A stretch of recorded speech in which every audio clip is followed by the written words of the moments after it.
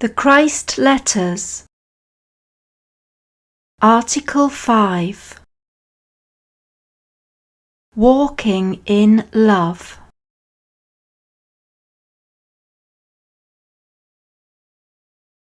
Walking in love. Becoming love. As I said to you in my last article, this series of notes to you will be practical and down to earth, using colloquial language to reach you more easily.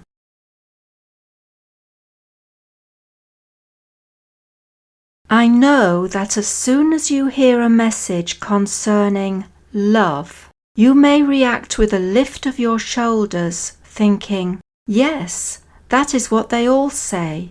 Very easy to say Christ has sent a message about love, but tell us something new, something real."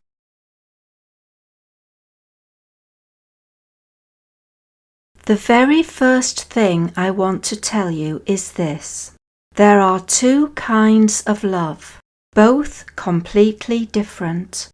They arise in two different dimensions of being.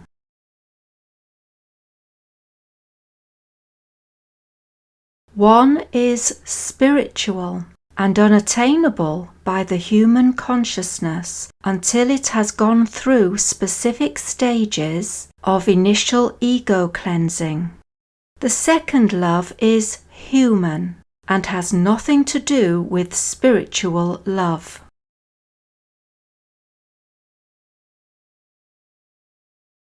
When a person's soul begins to free itself of the ego, it begins to impress within the person's consciousness an urgent need to get rid of the barriers which shut one person off from another, and to feel spiritually at peace with other people.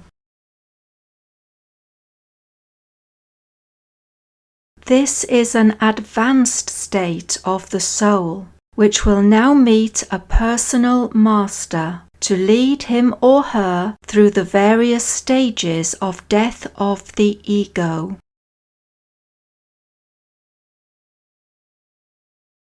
If you examine the nature of human love, you will find that it is entirely based on a desire for something which will give you pleasure, whether it be new clothes, different foods, a new house, more opulent car, new partner.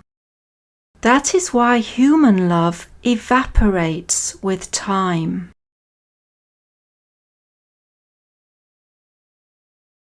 If you come across a man or woman who continue to care deeply about their spouse's welfare after many, many years together, you can be sure that certain aspects of the lover is ascending into the spiritual dimension and absorbing a capacity for unconditional love from higher realms.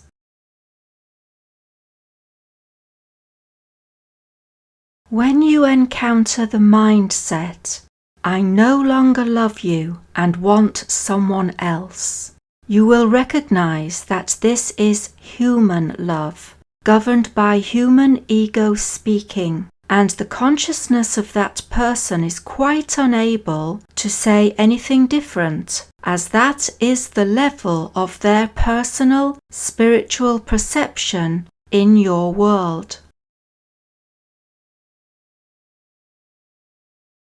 Therefore, they are not in any way to be judged.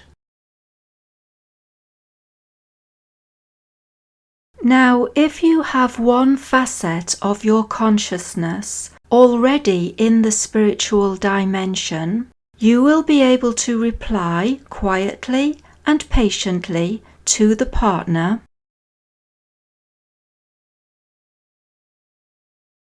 "I see. I understand your statement. You must do what you feel you have to do in the circumstances. Go in peace. Would you like me to help you pack and call a taxi?" If, on the other hand, such a statement is ever made to a human consciousness governed by the ego, he or she will yell, "I always knew you were a S of a B. I don't want to see your ugly face again," or words conveying a similar message of angry rejection.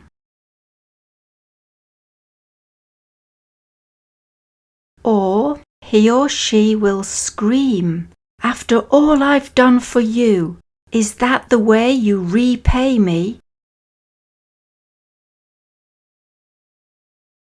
Or he or she will weep and say, "You know you don't mean what you're saying," although he has made it quite clear he means what he is saying, and you cling to his leg whilst he drags the partner out of the door. I told you I would use colloquial language to get through to you. My recorder is shocked and did not know what I really intended doing before we started these articles.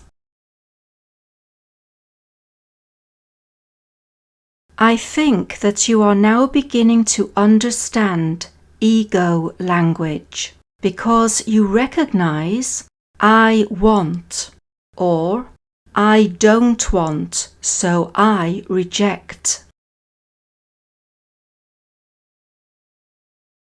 Both feelings are perfectly legal and legitimate according to universal law, providing you are not making anyone else suffer by stealing or running away from them.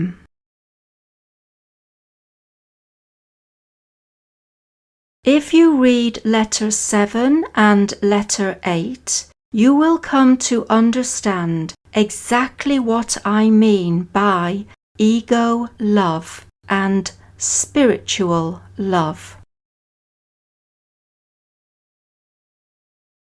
You will learn how to move through the ego barrier to make contact with the spiritual vibrations of unconditional love, to make it possible for you to feel and express true spiritual unconditional love.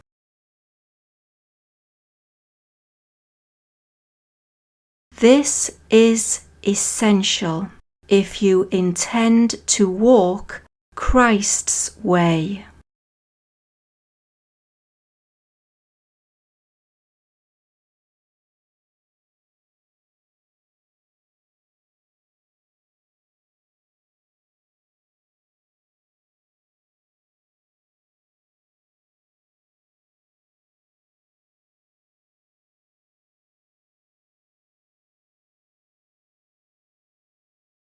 You can freely download the Christ letters, articles, and messages as a PDF.